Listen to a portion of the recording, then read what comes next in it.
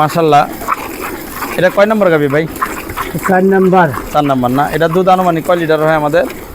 সকালে আপনার হলো 14 লিটার, বিকালে 10 লিটার, মানে আনুমানিক 20-25 লিটারের মধ্যে এরকমই হয় না? এরকম। দেখ মাশাআল্লাহ, একবারে সুস্থ একটা গাভী। এটা হলস্টিন ফ্রিজিয়ান জাতের গাভী, সুস্থ গাভী। এটা দীর্ঘদিন যাবত আমাদের এখানে আছে। এই গাভীটা আমরা লালন পালন করছি এবং আমাদের অনেক দিন যাবত এই গাভীটা আমাদের এখানে।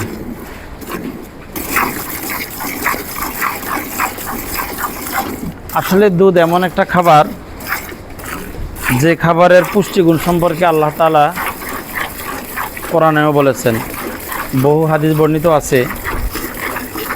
সাথে সাথে দুধ যেমনিভাবে পানির পিপাসা মানুষের নিবারণ করে, ঠিক তেমনিভাবে দুধ মানুষের পুষ্টি চাহিদা, খাদ্যের চাহিদাও নিবারণ করে।